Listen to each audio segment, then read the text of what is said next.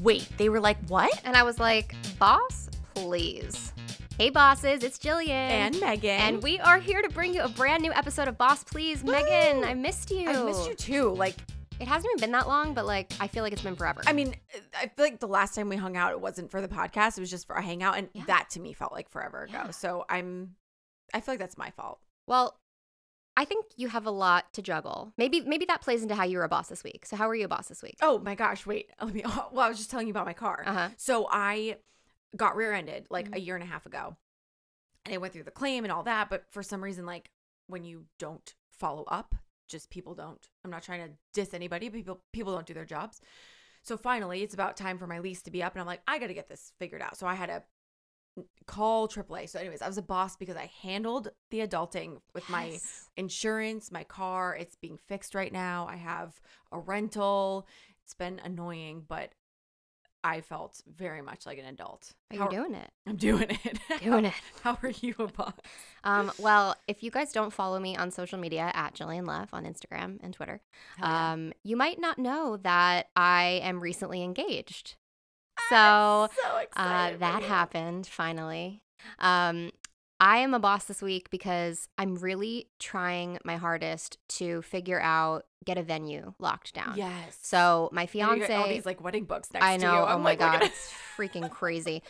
My fiance has been working really hard on a bunch of different projects, and he's actually going out of town to New York City for a month, and then Comic-Con happened, so he's away again. So basically, I am in charge of making this happen, like locking it down. So we've been going to see wedding venues, and it's been kind of a mess. We haven't found any place that we've really liked. We're going to a place tomorrow to visit. Fingers crossed it's the one. But I will say it is so stressful because having a wedding, especially in Southern California, is so expensive.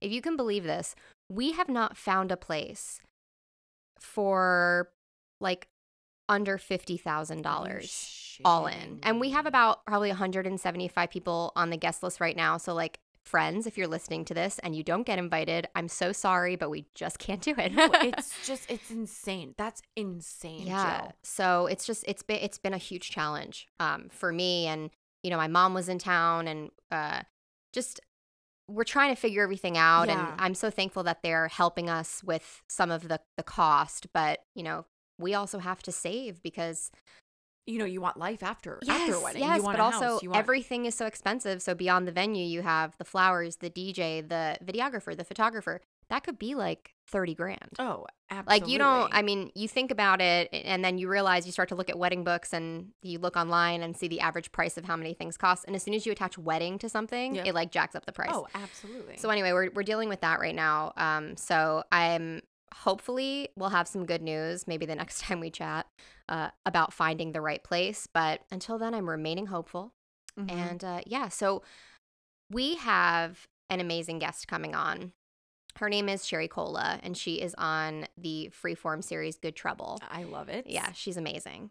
Her storyline really involves a lot about her parents and what her parents think of her. She happens to be gay, but not out to them initially.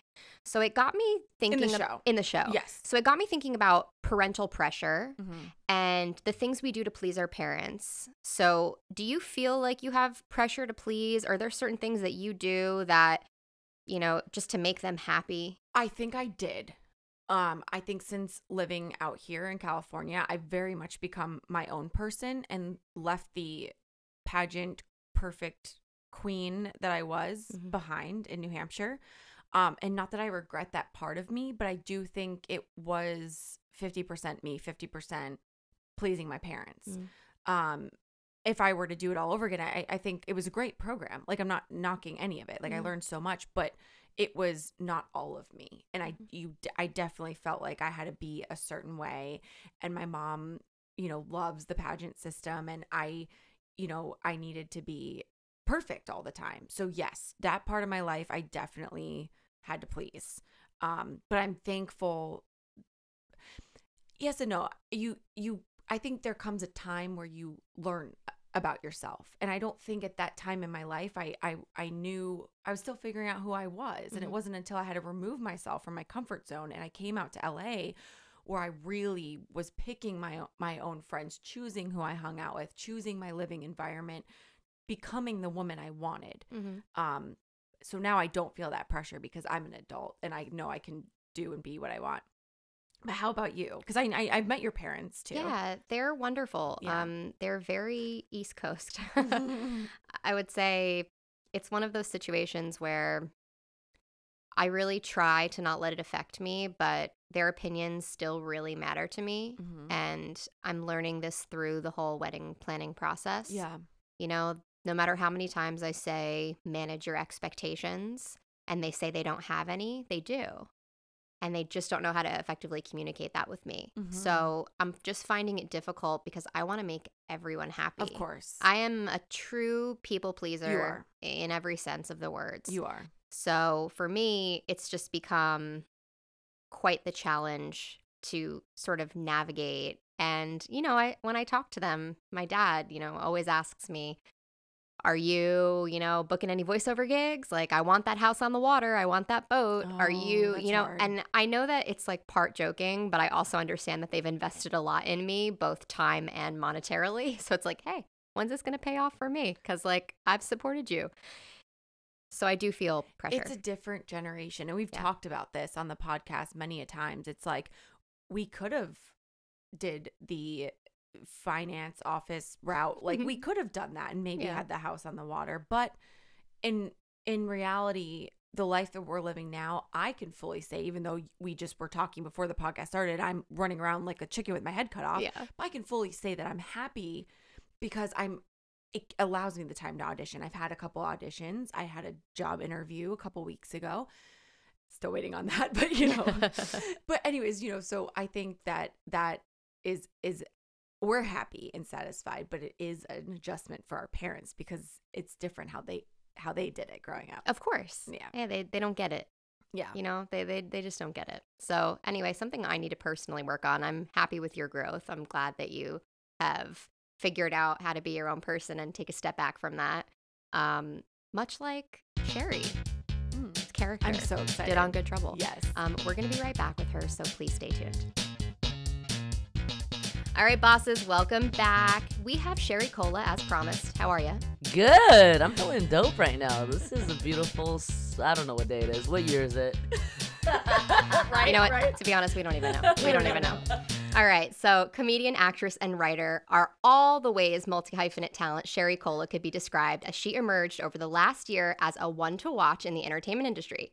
Named a fresh face at the world-renowned Laugh Factory, Cola has provided that from drama to comedy in the scripted world to hilarious original stand-up on stage. She really can do it all. Currently, she stars in Freeform's spinoff, the Foster spinoff Good Trouble, as Alice Kwan, a first-generation Asian American who manages an apartment complex in downtown LA. You can also see her on season 2 of TNT's hit Claws as the scene-stealing FBI agent Lucy Chun. Welcome, Sherry. Wow. You know, my mom wrote that herself. It's so good. It's so It was funny. I was trying to kind of, I don't know, fit a little bit of everything in, but really I think a lot of people now know you from Good Trouble, at least that young audience. Totally. It's you know, Good Trouble is really young and really upbeat and mature, sexy. It's funny, you know what I mean?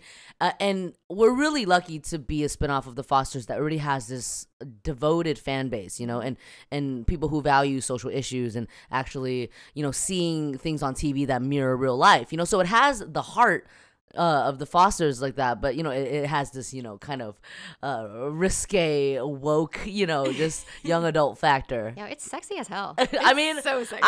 you know, sometimes I'm getting chills just thinking about the Gael and Callie scenes. You know, hey, yeah, I do some kissing. I do some kissing. You know, it's really hard to watch myself. It's extremely hard to watch yourself kiss because when do you ever watch yourself kiss? Yeah. Right. So I remember Zuri and I were watching the episode when, you know, we all go on those dates, right? And basically we're all kissing in that episode. I mean, Mariana, Mariana ends up in a threesome. You know what I mean? Yeah, we don't hold back yeah. here. And I literally I was like grabbing Zuri's arm and we were just streaking. Like literally, she's like, Sherry Cola is straddling. I know I'm so loud. I'm yelling all the time. It's okay. No, but yeah, it's weird watching yourself. Because then you're like, oh, that's my technique? Oh, you know, why am I not giving the bottom lip any love? I'm just going straight for the nostril here. What's happening? I used to recap the Fosters for another podcast network. So, like, I do know a lot of the cast that you work with. I've interviewed them since they were, like, itty bitties. But we always used to talk about how great of an on-screen kisser Maya is. Oh, my God. Because she has that, like, jaw, like that nice jawline. Oh. So, like, when her and David Lambert's character, Brandon, would kiss, we would be like, damn, they give good chin. Like, it looks sharp. She nails it. Yeah, because she has that 90-degree angle. I don't have that. Me neither. I don't get it I either. have a slope. I have the, you know. I have a definite slope. I look like a well. potato, so don't ever let I'm fine. Straight up, I look like a walking thumb. Like, what's happening? No, you do not. Why is there a jelly bean in Trader Joe's? Like stop that. I don't know what's happening. No, I'm gorgeous. I'm flawless. It's fine. You are. It's so fine. I wanna take a step back. We're gonna eventually talk about more Good Trouble, but I want to talk about you because this is about you, and we love to talk about you, and I'm sure you love to talk about you. So let's do this. So you came here from Shanghai. You moved to the San Gabriel Valley. Do you remember what it was like growing up here? Like, can you remember anything like that? And sort of, did you have family already here? We did not have family already here. And I do always feel really grateful that, you know, because coming to America is not easy. It took my uncle like 10 years. I always ask my parents, I'm like, how did we escape? Like, how did we, you know, I feel, because like they left siblings behind, you know what I mean? And like, we got to live this American life, if you will. And which is why, you know, I can't settle for anything less than ordinary. You know, I have to make a difference here. I have to, you know, especially as an only child and seeing my mom kind of, you know, work her ass off and like start from scratch and kind of build her own little empire. You know, she has a restaurant. But really from like, nothing to something, it really is inspiring where I can't not work hard. You know what I mean? And that's the mentality that I've always carried. But yeah, we didn't have family here. And there were a lot of moments of like it was clear that I was a foreigner. You know what I mean? That cultural divide. Right. I mean, even though I was only like 4, but it was still like, you know, this is another person's country that I'm stepping into. Like little things like, you know, I had neighbors that I just always saw around as a kid, you know, and I wanted to hang out with them, but I wasn't cool enough, you know, or whatever. And one time they flipped me off and I didn't know what that was. So I'm like, oh, well, it's a fist with like a phalange extension. Like, I don't know what I'm looking at. Like, what is that? Like, it was just so weird, you know? I remember, like, because I was just lingering around these cool neighbors. Like, they were probably, like, a few years older. Yeah. And then they flipped me off. So then I took that, and I did it to my mom's coworker. I flipped her off. And I just remember, so my mom worked at a restaurant before she opened one, and I remember my mom legit, like, I started dragging me to, like, this refrigerator, this huge refrigerator that now, you know, my memory, it was in like an escape room. And I remember her like just like spanking me, like taking me to this huge refrigerator and spanking me. But the thing is, I don't even think she knew what it was, but everyone was like, oh, that's bad. That's bad. Right. You know, but like little things like that, you know, it was very much like clear that, oh, I'm still learning about this place where people throw up, you know, things with their hands. Yeah. Do you think your mom felt a certain pressure to like make sure that you still had all of the Chinese culture here? You know, it's interesting because my parents weren't traditional in that sense where, you know, I mean, we still went to the temple. You know, I wear, you know, Buddhist beads from the temple. And just now, like just a couple years ago is when I started actually going to the temple myself because, you know, growing up, we realized, oh, it's nice to have a little spirituality, a little positive energy. You know, of course, there's a lot of things, you know, for example, an audition or an opportunity that I would love to have and we pray on it. You know what I mean? So it wasn't until later in life I realized the importance of, you know, kind of, you know, believing in something, if you will. But as a kid, we went to temples and stuff, but it wasn't ever really traditional, like our furniture, for example, which is a big factor. It was, you know, standard furniture as opposed to, you know, I go to some traditional homes where it is the wooden, like the dark, like mahogany cut and like, you know, the traditional prints. You know what I mean? We didn't have that. I think my dad was very like, he told me the story of, because he came to America actually a year before my mom and I did. So like, he was here for a year. He goes back to China and he goes to a store, and like I guess there's like an American person there, and then the store owner knew my dad and was like, hey, can you translate? Tell him it's $14. And my dad couldn't translate it, and he felt so embarrassed that he's been in America for a year, you know what I mean? It's a big deal. He's going back to China, and Mr. XU, Jason, his American name, has been living in Los Angeles for a year. It's a big deal. You show off about it, but he couldn't even translate $14. So he felt so shamed about that it actually is very clear that my dad kind of really wanted that American dream, to the point where he almost wanted to forget, like, Asia in a weird way, and I'm calling him out and putting him on blast. But whereas my mom was more like work hard, she wasn't as like, oh, let me explore every crevice of America. And my dad like wanted to know, Bruno Mars's biography. You know what I mean? Like things like that. Yeah. I don't even know what's Bruno Mars's ethnic back. But the point is, was very like into American things and wanted to embrace all that. So anyway, but yeah, so my parents weren't really traditional in that sense, like my I don't know. We were just trying to live in America, I guess. Yeah. You know what I mean? No, I love that. Yeah. I love that story. So, you grew up here, you went to Cal State Fullerton, you studied entertainment, or you majored in entertainment and tourism, but you definitely went the performing arts route. So where did that transition happen? So, I mean, I look back in high. Excuse me, the LaCroix is really getting to me. The LaCroix gets to all of us. It gets to all of us. It's in my totally veins. Fine. The LaCroix just kicked in. So that bubbly. Yeah, it's interesting because like in high school, I did things like host a talent show. Essentially, I wrote opening monologues, essentially stand up, you know what I mean? And it was funny, it did well, and I was very like active in that sense where, I was part of this film club where we made funny videos, and it was just I was always very into it. I was very into rapping. I was into being funny and like all that stuff. But for some reason, did it ever click that I could do this as a career? That, you know what I mean? This is a possible end game? I don't think so. And I do blame it on the lack of representation where, at a point I almost felt like, oh, and especially being an immigrant, I might have had the thought, oh, being on TV is for Americans. You know what I mean? Like, that's not for us to touch. I don't know. I'm not sure, and I'm still reflecting on that sometimes because it's like I had all these same interests, but why did I not fully pursue it? Right. What was stopping me? Maybe parents, but not really, It's like my dad over here wanted to. My dad actually was in radio. Anyway, let's get there. So my point is when I applied for college, like, and I also like graduated with a 2.5. Like I was not like, Berkeley wasn't calling me. You know what I mean? Right. So I was just like applying to anything and everything and choosing random majors. I was like hospitality, nursing, like literally just random things to get into college, period. Right? So for Cal State Fullerton, I happened to put communications, entertainment studies. And because I was there for so long, it turned into tourism studies. I'm not even kidding. It didn't even exist when I entered. Anyway, so but I just happened to get into, that was one out of two schools that I got into. And I just chose that one. And so, okay, here I am, communications, right?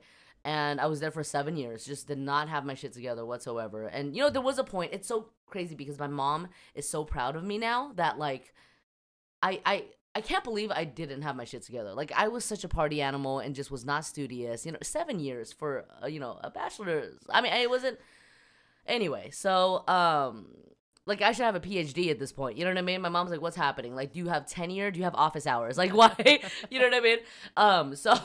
So I, like, 3 years in. The point is, in college, I dabbled in campus radio. So I did that for, like, 3.5 years. And I kind of fell in love with that because, like I said, it's like I had the curiosity of, like, comedy and doing stand-up. And I remember even going to the improv, like, when I was 21 and, like, putting my name in the pot for open mic, but just didn't get picked. You know what I mean? Little things kind of just, I was procrastinating it, But you had the balls to do it. Yeah, sure. That I mean, it was very scary. Yeah, I was writing jokes, were they good? I don't know. I mean, talking about, like, penguins and how, they might, whatever. Very niche. Penguin is the missing thing in comedy, really.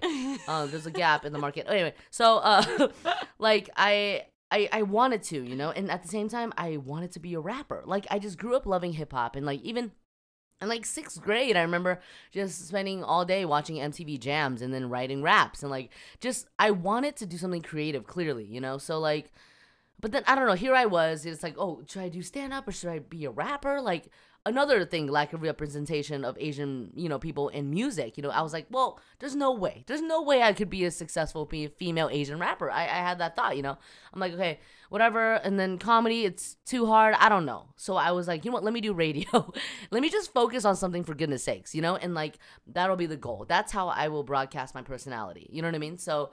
I do that for however many years, and when I graduated in like 2014, not that long ago, I got a job at Amp Radio. So 97.1 FM, everyone knows it, everyone loves it. And, after this is like getting no from a lot of other places and stuff, like it really felt like home, and like I started on the street team. That's what that's how you do it, right?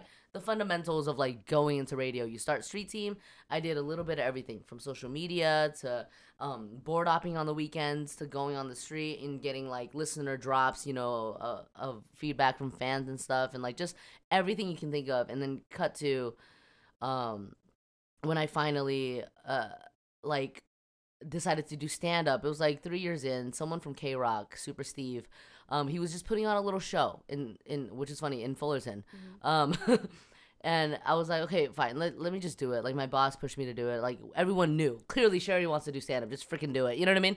So I did it, fell in love with it. That same week, Lil Tasty, this character that I was doing, that was this rapper character, like went viral. So it was like, okay, what's happening? Like, should I just dive 100% into comedy? Sure, let's do it.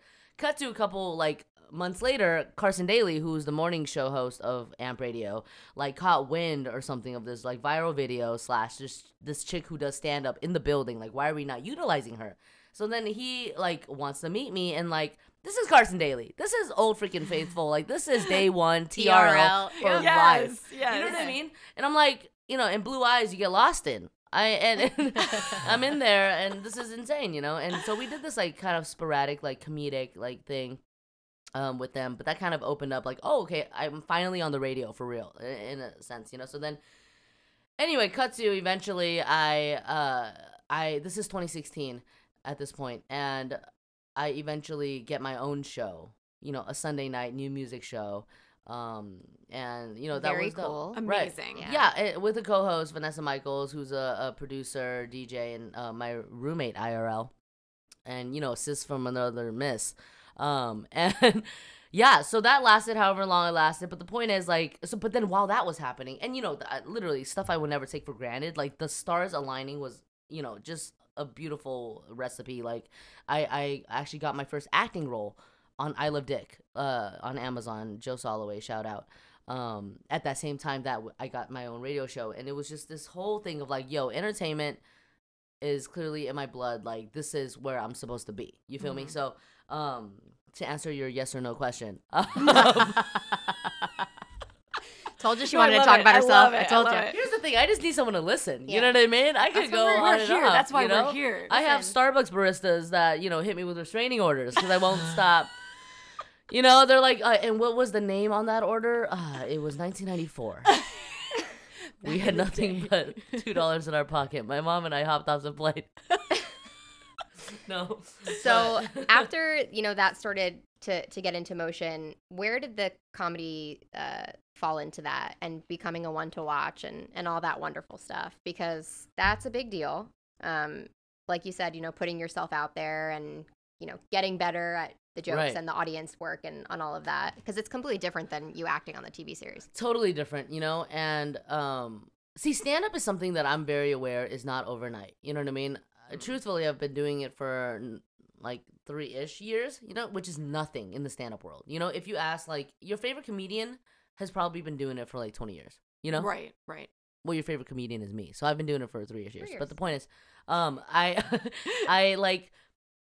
I'm still kind of a baby when it comes to stand-up. I'll admit that, so I'm still like networking, like all the shows I do around town. It's really who you meet, and they see you do your thing. They're like, oh, you should do my show. And then you just meet more people, and then slowly you build this like community of, stand-ups and people who think you're funny and people you think are funny. You know what I mean? It's very interesting. It's a very interesting game. But like in terms of like the big clubs, I've done them a few times. You know, I'm not a regular by any chance. You know, I was very lucky to do the Fresh Faces a showcase. I was very surprised when they like wanted me on that one. But yeah, it's very interesting. You know, I do a lot of indie shows around town and like, you know, the Asian AFs and like things like that. But yeah, that is something that I'm still very much hustling in. You know, because it's not overnight. And even to find your voice, you know, in stand up is very interesting because there are still some things I haven't freely talked about. And there's still some things that, you know, I need to work on. You know, it is really a moldy like act, you know, art, you know what I mean? Like something that you discover, you know, just jokes that I said a year ago, like cringy, you know, like we're learning and slowly building this craft. So stand up, I think, yeah, I you know, I'm just getting started with that one. But it is interesting because that is my background. Like comedy in general is my background. So stepping into Good Trouble was like such a blessing because, you know, as much as Alice has her comedic moments, like she's having these heart-wrenching crying scenes that I've never done. And so that was such, I mean, an opportunity to really stretch what I was capable of and find that deep within. You know what I mean? A lot of Sarah Bareilles, a lot of Sam Smith. In earphones, yeah, for sure. No, I'm really glad that you're going into Good Trouble because we're in season 2. Yes, so excited. Yeah, congrats on the season 2. Thank Though you. I never had a doubt. Yo, Jill and I both love the show. I mean, you catch it on Freeform, you guys. Yes, baby. Tuesdays, right? Yeah, 8 p.m. Yeah. But we love we love you in person. We love your character. Let's talk about some of the similarities between Alice and you and some of the differences. And yes, talk about those crying scenes because you're a funny person. How do you go there? Truthfully, I'm telling you, Sarah Bareilles' Gravity. If that doesn't bring up, pretty song. If that doesn't bring up, you're just in your trailer, like the heartbreak from 3rd grade. I don't know what will. You understand? No, I really do have to get in the zone. Sometimes I don't. No, there have been times where, oh, okay, I didn't realize I was like gonna cry right now, but okay, let's do it. You know, like you just kind of really have to. It actually helps to make like an ugly crying face. Michael Trainer, who's like our acting coach on set, like, you know, he'll like sometimes talk us through, but he told me that if you just like do this, like you could probably start crying. Tears might just like the out. ugly. I'm gonna try that. You might even pee a little. Who knows? I probably definitely would. Yeah. But yeah, I do have to like reflect on some sad stuff, to be honest with you. Yeah. You know, because but once you start, ooh, you can't stop. You're just like, I'm sure it's draining too. Right. Like at the end of the day, at the end of a long day on Sure, set, and you've had to cry, sure. You're like, oh man, I'm Yeah. tired. If anything, yeah, that adds to it. The exhaustion. Yes. It's like, ooh, we made it, baby. Like happy tears a little bit too sometimes. But yeah, it is interesting. I do sometimes need the sad song fuel, but sometimes, you know, you just think about sad stuff that happens in your life, which is so funny, or little sad, you know, people who've like passed away in the past. I mean, you really have to find the sad stuff. And you know, I'm like, wow, why am I? And then cut. Okay, well, but I still have these feelings. Right, you're cutting, but like I'm still feeling all the feels. My fiance is an AD, and he always tells me these crazy stories of actors who I will not name, but like some people that are like super method that like you would definitely know that are like punching stuff, running around in circles so they're out of breath, you know, like just the craziest screaming, and everyone's just it's normal behavior for them, so everyone's like, okay, I guess we're just gonna let them do this, you know, if they have to get there, they have to get there. Yeah, weird. Yeah, maybe one day when I do something action related, super method, I'll like finally run method. for the first time in my life. No, yeah, like I remember doing the scene where Alice was crying on the toilet. I remember I hit the wall, and that was just like that was a beautiful. I was really scene, though. like, but it's funny because I said fuck, so then we had to like, but the director liked that so much that we had to like, we wanted to keep it, but. So I went in to do ADR and we said fudge. I don't know if you noticed. I'm gonna rewatch that. I'm gonna rewatch it even too. when Alice is mad, she says fudge. Fudge. But I mean, she's adorable. It's so funny. I talk about her as if she's a different person, but like, yeah, Alice is adorable. You know, Alice is apologetic. You know, and like, and I am too. You know, I can be a people pleaser. You know, speaking of, you know, the similarities and differences. Going back to that, like, you know, I can be a people pleaser. I can definitely, you know, I don't know. I do admire Alice for being so selfless, you know, and like, cause you know, my ass sometimes thinks about myself, and like, she puts everyone before herself. She is, taken advantage of, by Sumi and, all these things, and like even everyone in the coterie with the toilet paper stitch. I was just gonna say, it took you Right. like it was a whole thing Right. about the toilet paper. I mean Alice and toilet paper spinoff. You know what I mean? Right. But but like I admire that she is, such a good person. She is such a good good heart. person. Similarities, of course, I am bisexual IRL. I don't know if everyone knows that, but I've talked about it a few times. But the point is, it really means the world to me to be able to portray this character, someone I never really saw growing up. Alice is a real person in this world that on the screen was never a priority, Growing up, I saw some Asian people, like Phoebe from Hey Arnold, like the cartoon Asian girl. Ross's girlfriend. You know what I mean? There wasn't much. We saw, Lucy Liu as the lead of one of the leads of Charlie's Angels, which is actually a huge deal looking back. But why was it so just every once in a while? You know, like we saw Romeo Must Die, Jet Li and Aaliyah, groundbreaking, ahead of its time. But then we never saw it again. Right. It's mostly like stereotypical. Like, bit Sure, parts, sure. The girl guy that's good at math. Exactly. The supporting, and just a device even. Sometimes you would pan to an Asian person and that would be the laugh, and that's so messed up. Right. And so to be able to tell this specific story, even when I went in for the audition, when I read the description, I was like, oh, someone wrote this specific character and wants to see this specific character. It's 2018 and I'm shocked. Yeah. You know what I mean? And this was before Crazy Rich Asians, like a few months before that came out, when I went in for the audition for Alice. And it's interesting because, now that we're in season 2, we see that Alice is stepping into stand-up. So that was actually originally the description. Like, before I even went in for it, it was like first generation, Asian American lesbian, not out to her parents, aspires to be a stand-up. Fun fact. So, and I just happened to be a stand-up, you know what I mean? So it just all worked out. So we see her, kind of exploring that in season 2. And it's interesting. This is a new world, she's gonna, we'll see the people, that she meets, in this new world, and her discovering that side of herself, because now that she's come out to her parents, okay, well, there's other things that, with Joey, that, kind of unfold, and, okay, so now you're out of the closet. Well, there's still more things you have to, well, you don't really know yourself like Right. that. Yeah. Right, Or right. your character doesn't know themselves like that. Exactly. And I think that as we're sort of transitioning out of Pride Month, it's a good thing to talk about, because I think your character's arc is so important, not only because of the pressure that was written into the script about like Asian families Right. specifically, and the judgment, but the fact that Alice's parents were fine with it. 1000%. And I feel like that is the payoff that we all wanted, because like there is this stereotype or stigma around, how difficult it can be. Excuse me. I got a little phlegm. You know what I mean? Got a little Pride Month phlegm. Okay. It was a wild month.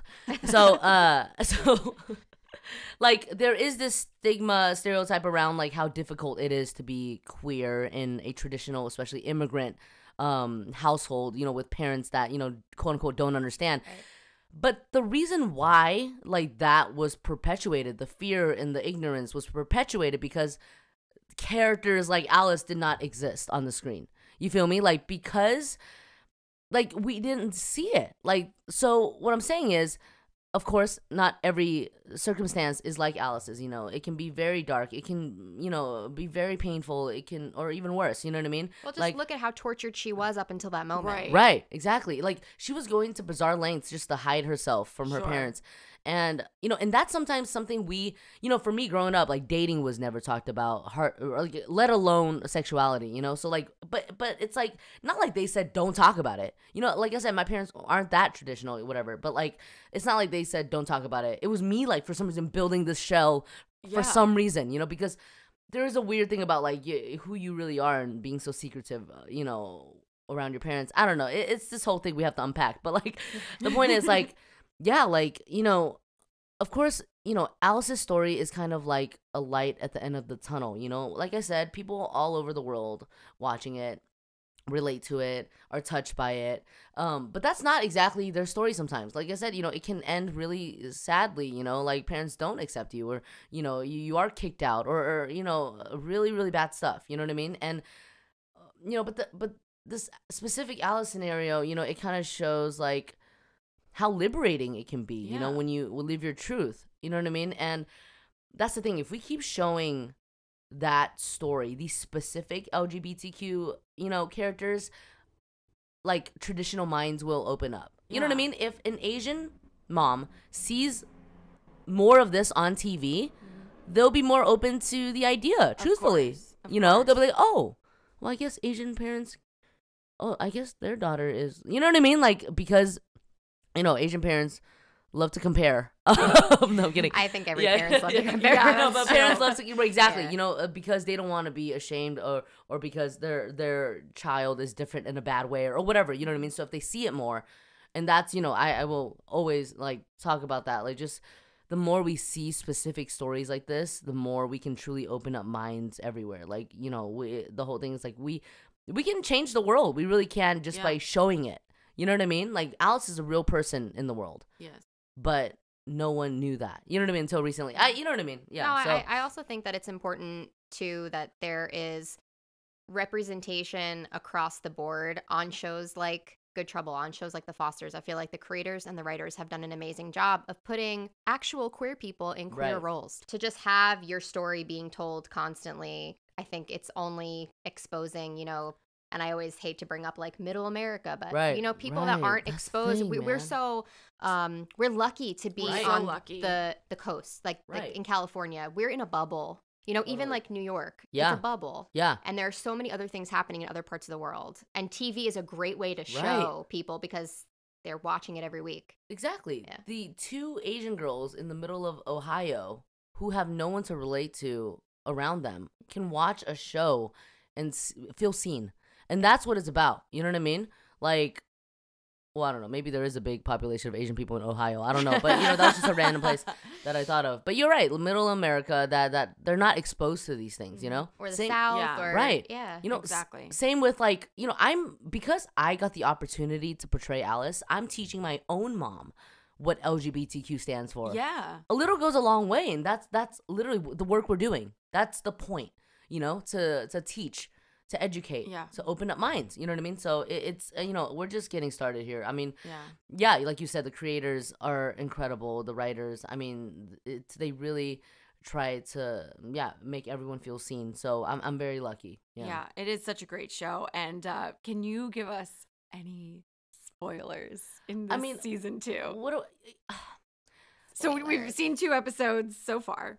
let's just say, like, in as far as dilemmas go, Alice is just getting started. You know what I I'm mean? so excited to see your character. Like, I really want to dive into your character. Like, I cannot wait I mean, to see what Alice goes through. it's exciting. In season 2. Yeah. It's gonna be a roller coaster as usual. You know what I mean? And for everyone else, like, I will say that we do dive a little deeper into, the coterie members, if you will. Mhm. Alice, Yeah, Malika, Gael, Davia, and Dennis, and all that stuff. And it's gonna be really fun. It's gonna be so layered. It's like all of us are still this close knit, and that's another thing we're really lucky about too. Like, we have a group chat, the coterie, all of us, and like we're truly family at this point, and close friends, and it's like Maya and Sierra were so welcoming, and that's something like that's truly like that was really dope, because of course they're coming from the Fosters, it's Sure. a spinoff, and they were just two queens who were leading the way, and like could not have been more open arms, and we're really lucky That's that awesome. was the case. You know what I mean? And we joke around, we have fun, and it's truly like, we ask each other for advice. We send each other like funny memes. Like it really is a bond at this point. So but yeah, honestly, just be ready in season 2 as we dive deeper. More layers, more roller coasters, more drama, more sex, new people. Oh, You might meet some new people. That's exciting. Who's bringing in new people? I don't know. I love it. More kissing scenes where we Definitely can love it. watch the. Oh god, I have some notes for myself in the kissing department. So But yeah. I want to end on this note because I think it's something that's very important and something that you're very open and talking about on social media, and that is representation in the industry. Talk to me a little about how you've seen things shift and sort of the work that still needs to be done. You know, I just last month a really dope movie that came out was Always Be My Maybe, Ali Wong and Randall Park. Hysterical. Brilliance. Literally brilliance. And the fact that they've been like out here in the game for over 10 years, maybe even over 20, I don't even know, but like it's so well deserved. And you know, like first of all, okay, we're slowly seeing all these things happening, you know, and it really makes me excited because I feel like the world is finally catching up to the fact that, oh, we can be relatable. You know, we can highlight these cultural specifics, teach the world something, at the same time prove that we are human beings. You know what I mean? That can have sex. That, you know what I mean? Can like be powerful, can be funny, dramatic, you know, like we don't need to just be boxed into, you know, the nerdy friend or you know what I mean, the old Asian lady with the broken accent, you know what I mean. It's very interesting, you know, and of course like the shift kind of started, you know, when the world saw Crazy Rich Asians, because globally that did so well. And you know that, and shout out to John M. Chu who directed the pilot of Good Trouble. That was a dream. I was like, yo, Bradley, Peter, and Joanna, did you like read my diary? Did you like steal my vision board? How did you know? Like that could not have been a better scenario for me. I was just so stoked. But seeing that movie and the impact it made, they're like, oh, this can like be a good movie, and make money. You know what I mean? That's the thing too. Like people were so scared that, oh no, an all Asian cast or an Asian story won't have an audience. No one will want to watch this. You know, things like that. You know, and that I'm pretty sure that was the case. You know, in terms of logistics and all that. And you know, but it proved that okay, clearly it can be a success. And like, so that did what it needed to do for the culture. You know, and like, made this wave, and it truly is not a trend. You know, we are here to stay, and I truly believe it.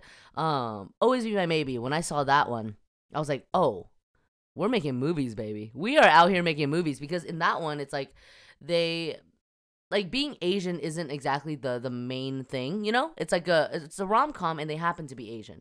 You know what I mean? So, you know, it's this constant like, it's this constant like, you know, we want to. Yeah, it's exciting. You know, I'm at a loss for words whenever, because I have so many feelings, you know, because it's truly important. I feel like we're just getting started. It inspires me, you know. I'm like, oh, maybe I can write something that, you know, can be greenlit now. You know what I mean? Like, because before, like, fear of like, oh, no one wants to see this. You know what I mean? Like, of course, we always believed it. We always believed, because sometimes the world is just how it is, and we can't change it. You know what I mean?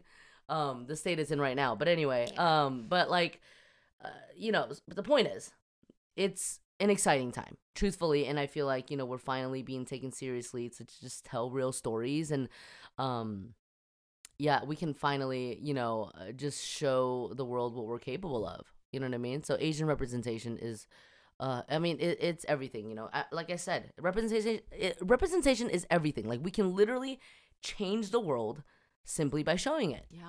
You know?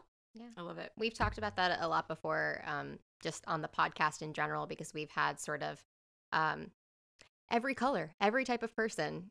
The main thing is when you watch a TV show, you need to see yourself in it. Right.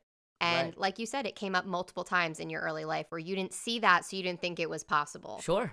So I can't wait for little Asian girls to see you on your show. Maybe not making out, but, you know, just like see you up there. And I feel like your career, you are in such a sweet spot right now. You're just getting started. Yes, this is limitless right now. Yeah. I'm hoping so. You just need to go. I just want to keep doing like dope work like this. You know what I mean? Like I want to keep making an impact. Like this has truly set the bar. Like how am I supposed to like portray any character who isn't like making this cultural, you know, social change right now? You know what I mean? But I am excited to just do more and more things that inspire others. So and you too as well, bosses. You know what I mean? It's so funny. The first time I did stand up, they asked me what song I wanted, and it was Boss Ass Bitch. You know, I'm a boss ass bitch. Of course. Bitch. Yeah, that's well, the jam. our whole message is, women supporting women, and I know you're exactly like that. So we're more than happy to have you on here today. Thank you for coming. Totally. Thank you so much. I mean, to touch on that, like the female community, the Asian American community, I feel like we're finally at a point where we can leave competition behind, and truly empower each other. Yeah. And build each other up, and just we have to have each other's backs. You know what I mean? And it's all about love. Truly. And I think too, like what some women specifically don't realize is that there is no competition because everyone has something different to offer. Right. And we need to keep that in the back of our head, because if we don't, it gets to a place where none of us want to go. Right. And there is truly a place for everyone. And if you don't get something, it's because somebody else was better suited. Right. You just have to think of it that way. And it's that's our whole message. We just love to support, and I want our listeners to support you. So where can they find you on social media? Sherry Cola on Instagram. Just start there. Sherry Cola on Instagram. Perfect. I love that. Thank you so much. Well, thank you guys so much for listening, and we'll see you next week. Bye, guys. Bye. Follow us on Twitter, Instagram, and Facebook at BossPleasePod. And don't forget to rate, comment, and subscribe on iTunes. Navigate the path to your best self with us, because bossing together is always better.